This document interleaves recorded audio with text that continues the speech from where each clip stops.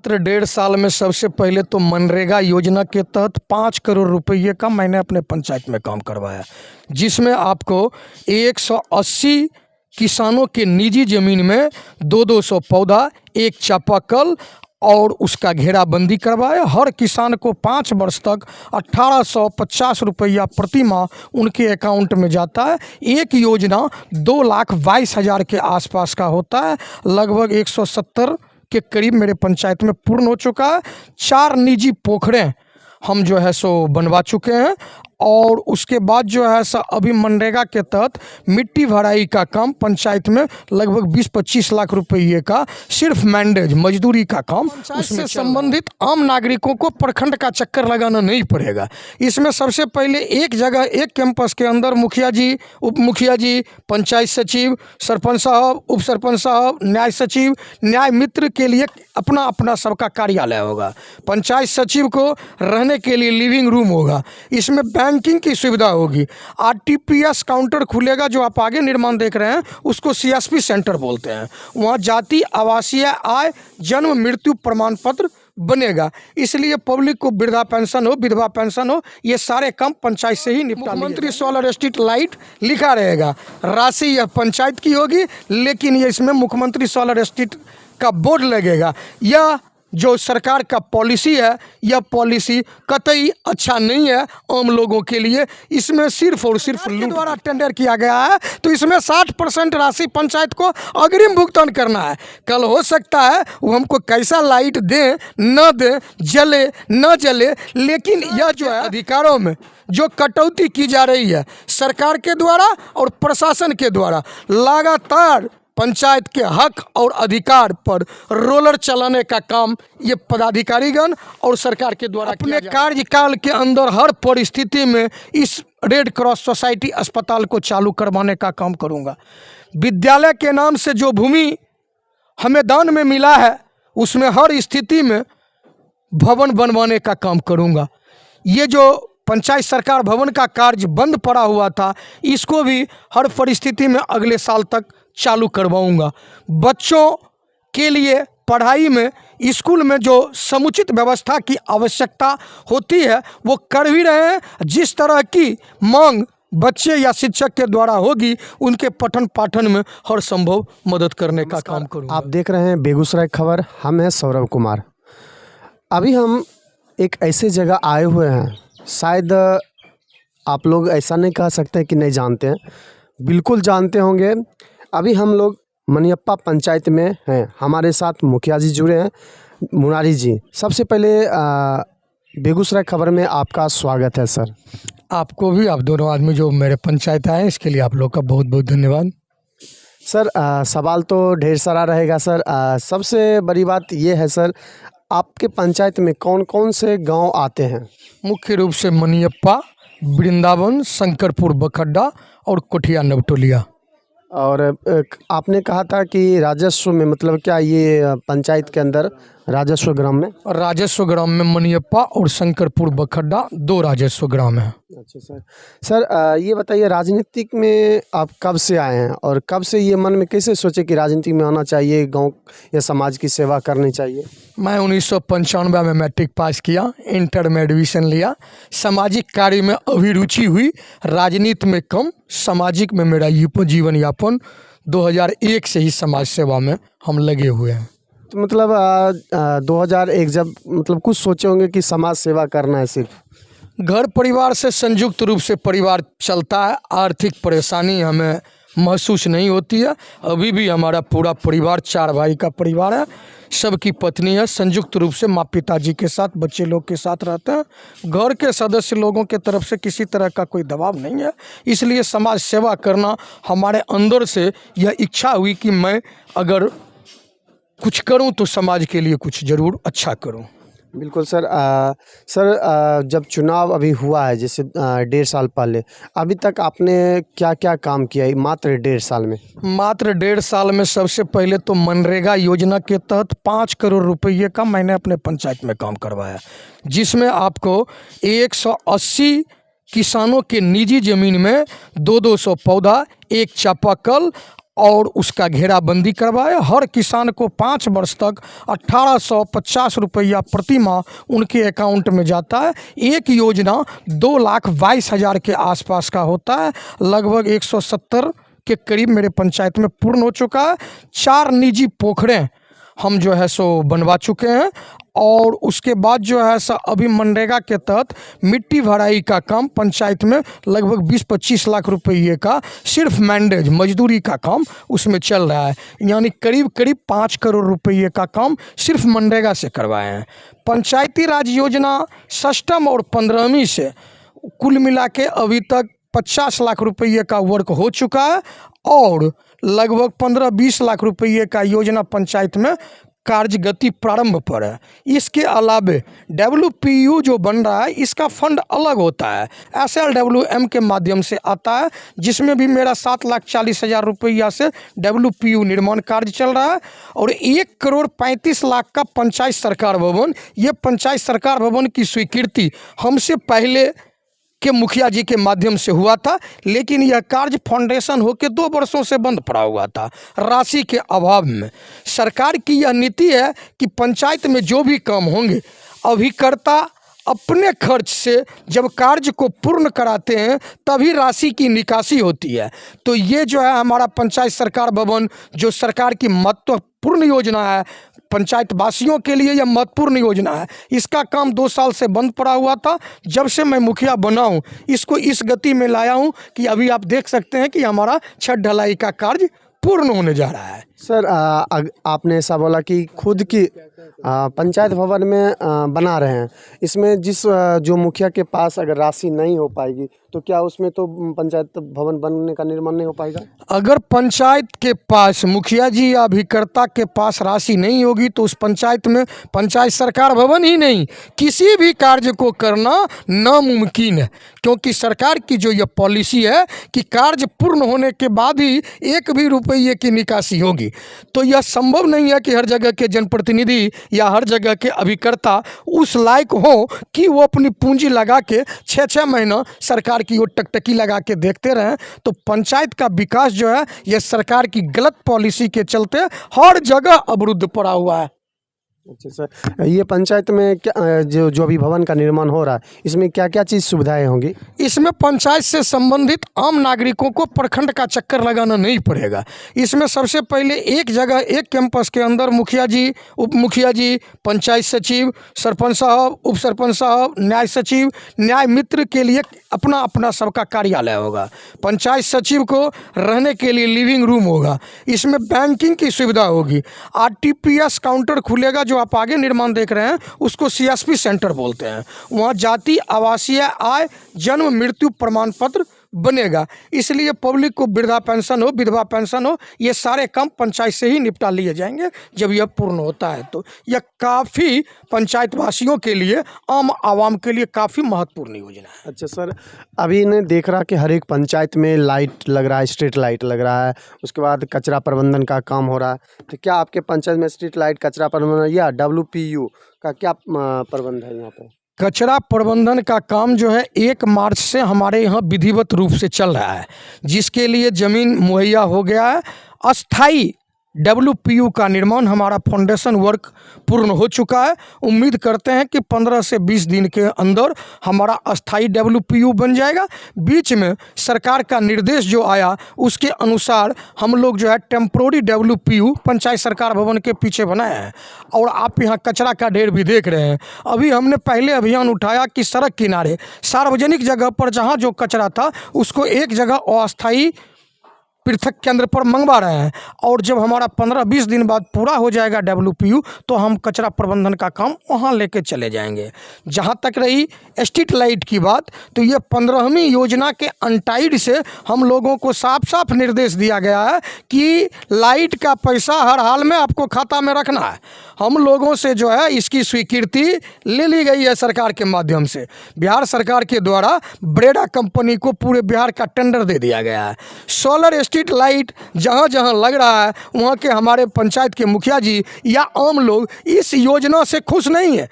ये solar street light जो लगेगा, आम जनता इसकी शिकायत, इसकी कमियां माननीय मुखिया जी से, वार्ड सदस्य लोगों से करेंगे, लेकिन कहीं से कोई सहभागिता पंचायत का नहीं है। इसमें जो है से माननीय मुख्यमंत्री जी के माध्यम से इसको जो है से निपटारा करना है। सब पर मुख्यमंत्री सोलर स्ट्रीट लाइट लिखा रहेगा, राशि यह पंचायत की होगी, लेकिन ये इसमें मुख्यमंत्री सोलर स्ट्रीट का बोर्ड लगेगा।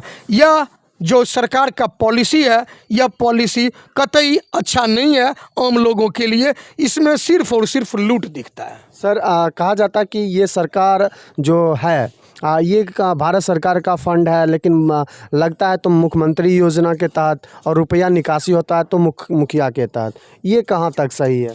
ये देखिए, अभी हमारे यहाँ जो है, जैसे अभी आपको हम बता रहे थे कि 15वीं योजना का ही ले लीजिए। 15वीं से पंचायत के द्वारा जब किसी कार्य को पूर्ण किया जाएगा तब राशि की निकासी होगी। मजदूर की राशि मजदूर के खाते में, राजमिस्त्री की राशि राजमिस्त्री के खाते में, सीमेंट छड़ गिट्टी बालू वेंडर के खाते में जाना है। लेकिन यह सरकार के द्वारा टेंडर किया गया है तो इसमें 60% राशि पंचायत को अग्रिम भुगतान करना है। कल हो सकता है वो हमको कैसा लाइट दें न दें, जले न जले, लेकिन यह जो है पॉलिसी सरकार का जो है कि एक जगह एक योजना में एक मद की राशि में अलग अलग पॉलिसी कहीं से उचित नहीं है। इसके खिलाफ हम लोग जिला पदाधिकारी महोदय को बेगूसराय में आवेदन भी दे चुके हैं। धरना प्रदर्शन का जो हमने कार्यक्रम किया था, बराबर पंचायत के अधिकारों में जो कटौती की जा रही है सरकार के द्वारा और प्रशासन के द्वारा, लगातार पंचायत के हक और अधिकार पर रोलर चलाने का काम ये पदाधिकारीगण और सरकार के द्वारा किया जा रहा है। हम ग्राम पंचायत के जनप्रतिनिधि जनता की उम्मीद पर खरा इसलिए नहीं उतर रहे हैं, इसका एकमात्र कारण है कि सरकार के द्वारा जो नियम बनाया जा रहा है, रोज रोज कुछ ना कुछ नया नियम ऐसा बनाया जा रहा है जिससे विकास का कार्य अवरुद्ध हो जाए। सर हाँ, आपने इस चीज़ को आपने चर्चा भी कर दी है, क्योंकि कुछ दिन पहले एक दिवसीय धरना आप दिए थे, उसका अभी तक कुछ निष्कर्ष निकला या नहीं निकला? उस धरना का अभी तक कोई फलाफल नहीं मिला है, लेकिन हमारी जिला कमेटी जो है 15 तारीख के बाद फिर बैठक करने जा रही है। उस बैठक में जो निर्णय लिया जाएगा सर्वसम्मति से, तब मैं इस पर आपसे बात करूंगा और उसके संबंध में बताऊंगा कि मेरा अगला कदम क्या होगा। हम लोगों ने उस दिन लिख के दिया था कि हमारे गांधी ने जो सपना देखा ग्राम पंचायत का, उन्होंने मेरा एकमात्र मांग है, मैं सरकार से कुछ मांगने नहीं जा रहा हूँ। भारत सरकार 1992 में जो संविधान में 73वां संशोधन करके ग्राम पंचायत को अधिकार दिया था, 29 विषय पर हम लोग को अधिकार मिला था। मेरा कहना है कि आपके संविधान में जो अधिकार मुझे संवैधानिक रूप से मिला हुआ है, मात्र वही अधिकार हमको धरातल पर लागू करने के लिए दिया जाए। इसमें जो राज्य सरकार के माध्यम से जो 2006 में पंचायती राज एक्ट बना के उस 1992 वाले केंद्रीय नियम में संशोधन कर किया गया है, उसको हटाया जाए। जो सरकार संविधान में अधिकार दिया है उसको हमको धरातल पर सिर्फ लागू करने दिया जाए। हमारी कोई मांग सरकार से नहीं है। चलिए सर, सर आपके पंचायत में क्या प्रमुख समस्या अभी बाकी है, आपके नज़र में दिख रहा है? हमारे यहाँ प्रमुख समस्या है, जिले का इकलौता रेड क्रॉस संस्थान का एक हॉस्पिटल है जो वर्ष 2016 से मृत प्राय खंडहर की स्थिति में बना हुआ है। वहाँ पेट दर्द का भी दवा नहीं मिलता है, जबकि 1981 में बिहार के महामहिम राज्यपाल AR किदवई महोदय के द्वारा इसका शिलान्यास और उद्घाटन दोनों किया गया था। पंचायत ही नहीं, प्रखंड ही नहीं, अन्य प्रखंड के लोग यहाँ से लाभान्वित होते थे। यहाँ बंध्याकरण शिविर लगता था, अस्थायी रूप से डॉक्टर रहते थे, एम्बुलेंस की व्यवस्था थी। सारी व्यवस्थाओं को चौपट कर दिया गया है। जिला से लेके बिहार सरकार तक अपने लोकप्रिय विधान पार्षद महोदय के माध्यम से, राजीव बाबू के माध्यम से सदन में भी इसका हमने सवाल उठवाया, लेकिन बड़े दुख के साथ कहना पड़ता है कि माननीय उप मुख्यमंत्री सह बिहार के स्वास्थ्य मंत्री ने इस रेड क्रॉस सोसाइटी को चालू करने के लिए सिरे से खारिज कर दिया, जो हम लोग के लिए काफ़ी दुख की बात है। और आगे हम संघर्ष से पीछे नहीं हटेंगे, हम हर हाल में इस रेड क्रॉस अस्पताल को चालू करवाएंगे। दूसरी हमारी पंचायत की प्रमुख समस्याएं हैं कि यहाँ के मध्य विद्यालय को अपग्रेड करते करते उत्क्रमित माध्यमिक विद्यालय से होते हुए ये +2 तक हो गया है। हमारे विद्यालय में 800 बच्चे नामित हैं। यहाँ बच्चों के बैठने के लिए समुचित व्यवस्था नहीं है। मध्याह्न भोजन खिलाने में मेरे यहाँ का आधा से ज़्यादा समय पढ़ाई के बदला भोजन में चला जाता है, जबकि ग्रामीणों के द्वारा 2020 में ही उच्च विद्यालय के लिए 1 एकड़ ज़मीन दान किया गया है राज्यपाल महोदय के द्वारा, जिसका मोटेशन भी हो चुका है, लेकिन सरकार की उदासीनता के चलते वहाँ भवन निर्माण का कार्य नहीं हो रहा है। मैं आपके माध्यम से भी सरकार से यह मांग करता हूँ कि शिक्षा की व्यवस्था को सुदृढ़ करने के लिए मनियप्पा पंचायत में शीघ्र अतिशीघ्र जो राज्यपाल महोदय के नाम से ज़मीन रजिस्ट्री हो चुका है उसमें भवन बनाने का काम किया जाए। ये शुद्ध पेयजल की समस्या जो है, मैं एक थोड़ा आपका समय लेना चाहता हूं कि ग्राम पंचायत में अब चापाकल पंचायत के मुखिया जी, चाहे परिस्थिति जैसी हो, अभी आप देख रहे हैं लू चल रहा है, भीषण गर्मी है। लोगों ने जब कई एक दिन हमसे मिले तो मैं आम लोगों के सहयोग से, या कहा जाए निजी कोष से, आप सामने भी देखे होंगे ये जो चापाकल गराए हैं, यहाँ लगभग 50 दुकान है, 20 गांव का आने जाने का रास्ता है, लेकिन सड़क पर पानी पीने की समस्या थी। तो सरकारी मद से हम लोग एक चापाकल भी नहीं लगा सकते हैं, उसका नट भी नहीं लगा सकते हैं, क्योंकि सरकार कह रही है कि पीएचडी के माध्यम से हम आम लोगों को पानी पिला रहे हैं। लेकिन मनियप्पा पीएचडी के माध्यम से किसी भी नागरिक को पानी की आपूर्ति नहीं हो रही है। ये केवल हाथी का दांत जिले का सबसे बड़ा पानी टंकी, इतना बड़ा पानी टंकी आपको जिला में कहीं नहीं मिलेगा। लेकिन आप घूम के देख सकते हैं, इससे बूंद पानी टपकने के लिए लोग ललायित हैं। यह योजना पंचायत में 5 वर्षों से कार्य चल रहा है, लेकिन कछुए की गति से भी नहीं चल रहा है। कभी कभार जब हम लोग पीएचडी फ़ोन करते हैं तो वहाँ के मजदूर आ जाते हैं, घूम फिर के चले जाते हैं, फिर महीनों नहीं आते हैं। सरकार का भी डीएम साहब हरी झंडी दिखाए थे कि जो 3 इंडिया 2 इंडिया सड़क पर चापाकल है उसमें उसको रिपेयर कर देना है पीएचडी के माध्यम से। तो मैंने लिख के जेई साहब के व्हाट्सएप पर दिया है, अनेकों दिन फ़ोन किया है। जब एक दिन पूरा उनके साथ दबाव बनाया तब मात्र एक मेरा चापाकल आके ठीक कर दिए। पंचायत में 10 3 इंडिया का सड़क पर ऐसा चापाकल है जो एक बूंद पानी नहीं दे रहा है। उसको ठीक कराने के लिए पंचायत में कोई संवैधानिक व्यवस्था नहीं है जिससे कि मैं ठीक करा सकूं। सर, आपके पंचायत में जल जीवन हरियाली पे कितना काम हुआ, क्योंकि ये माननीय मुख्यमंत्री जी का 7 निश्चय योजना में से एक योजना है। हम जब से मुखिया बने हैं, जल जीवन हरियाली के माध्यम से यहाँ कुआं बनना था, लेकिन जीपीडीपी में हमने 14 कुआं चढ़ाया था, लेकिन तकनीकी सहायक के द्वारा हम लोग को बताया गया कि आप कुआं का काम तभी कर सकते हैं जब जिला पदाधिकारी महोदय से आपको आदेश मिलेगा। तो 1 सप्ताह पूर्व जो है हम लोग एक आवेदन पंचायत सचिव के माध्यम से प्रखंड पंचायती राज पदाधिकारी के माध्यम से जिला भेजे हैं। जब उसकी स्वीकृति मिलती है तब हम कुआं पर काम कर सकेंगे। तकनीकी रूप से हमें कुआं पर कार्य करने पर रोक लगा हुआ है। हमारे यहाँ कोई पहले से योजना ऐसा चढ़ा हुआ नहीं है जिस कुआं का हम कार्य कर सकते हैं। जल जीवन हरियाली के तहत हम जो है 4 निजी पोखर बनाए हैं और मनरेगा के माध्यम से उसे भी जल जीवन हरियाली के तहत कहा जा सकता है, जिस पर लगभग 170-75 यूनिट, यानी मैं अपने पंचायत में जब से मुखिया बना हूँ 40,000 पौधा इस पंचायत में लगाने का काम किया हूँ। उम्मीद करता हूँ कि इस वर्ष भी मैं अपने पंचायत में 40,000 और पौधा लगाऊंगा। सर, एक और सवाल। सर, 3.5 साल यानी बचे हुए हैं, उसमें आप क्या क्या सोचे हैं अपने पंचायत के लिए? हम अपने पंचायत में सोचे हैं, सबसे प्रमुख समस्या जो है, जहाँ आप पंचायत सरकार भवन देख रहे हैं, यह जल जमाव का क्षेत्र है और हमारे यहाँ लगभग 200-250 एकड़ ऐसा जोत आबाद का ज़मीन है जिसे रबी मौसम में भी बुआई उसमें संभव नहीं है। उसके लिए प्रमुख मेरा योजना है कि गांव और गांव में होने वाली खेती जो पानी बरसात के चलते अवरुद्ध होता है, इस पानी को सबसे पहले मैं निकासी करवाऊं। दूसरा, अपने कार्यकाल के अंदर हर परिस्थिति में इस रेड क्रॉस सोसाइटी अस्पताल को चालू करवाने का काम करूंगा। विद्यालय के नाम से जो भूमि हमें दान में मिला है उसमें हर स्थिति में भवन बनवाने का काम करूंगा।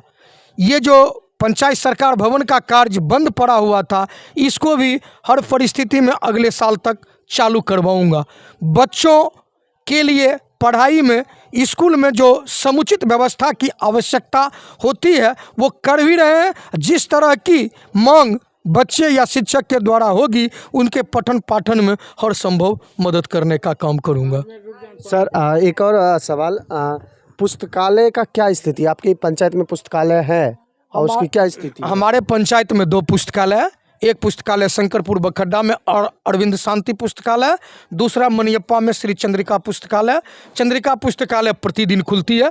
ये अच्छा 2 मंजिला 3 मंजिला इमारत बना हुआ है।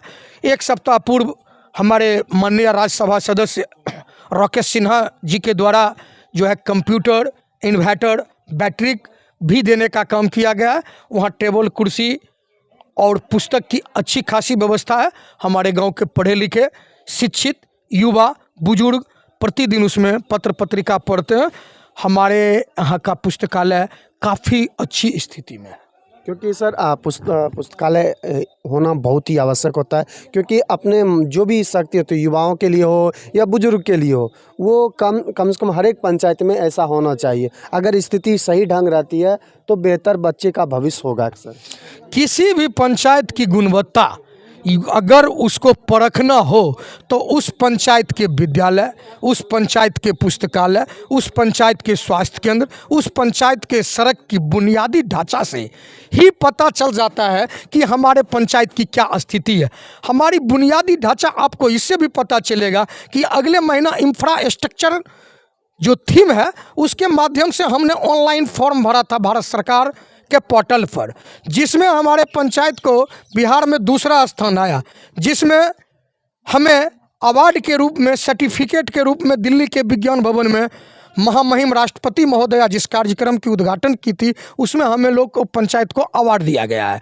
हमारे पंचायत के अंदर के सड़क की स्थिति काफ़ी अच्छी है, विद्यालय के भवन की स्थिति काफ़ी अच्छी है, सामुदायिक शौचालय की स्थिति काफ़ी अच्छी है। हमारे 15 पंचायत में कम से कम 15 सामुदायिक भवन है जो गरीब मोहल्ले बने हुए हैं। सारे सामुदायिक भवन की स्थिति काफ़ी अच्छी है। हमारे यहाँ विद्यालय में जो और पुस्तकालय में जो शौचालय और आपको टॉयलेट बने हुए हैं वहाँ महिला पुरुष के लिए हर जगह अलग अलग व्यवस्था है।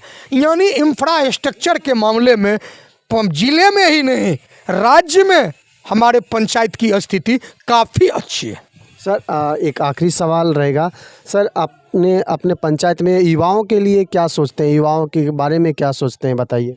सबसे पहले तो हमारे पंचायत में जो है कोई खेल का मैदान नहीं है और बच्चों को खेलने दौड़ने का कोई साधन नहीं है।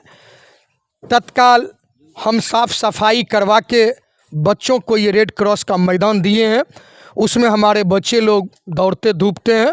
मैं मुखिया बनने से पहले मेरे बच्चे को उछल कूद के लिए जो मोटा मोटा गद्दा, व्यायाम करने के लिए जो है आपको व्यायाम करने के लिए जो है लोहे का बहुत तरह का आता है सामान, उस सब जो है हम आम सहयोग से आपको लगवा दिए थे। लेकिन मुखिया बनने के बाद इसी रेड क्रॉस ग्राउंड में हम जो है एक जिम की यूनिट बैठाए हैं जहां हमारे गांव के युवा बच्चे जो है उस पर व्यायाम करते हैं, बुजुर्ग लोग भी जाते हैं। नवयुवक यदि अपनी आवश्यकता, आपको ये भी बता दूं कि हमारे गांव से प्रति साल 3 से 4 नवयुवक, चाहे वो बिहार पुलिस हो, आर्मी हो, सीआरपीएफ हो, हमारे गांव से हर साल 3-4 नवयुवक दौड़ धूप के माध्यम से अपनी कड़ी मेहनत के बदौलत से देश की सेवा में भी जाते हैं। सर बात करने के लिए बहुत बहुत धन्यवाद। आप लोग का भी बहुत बहुत आभार और धन्यवाद।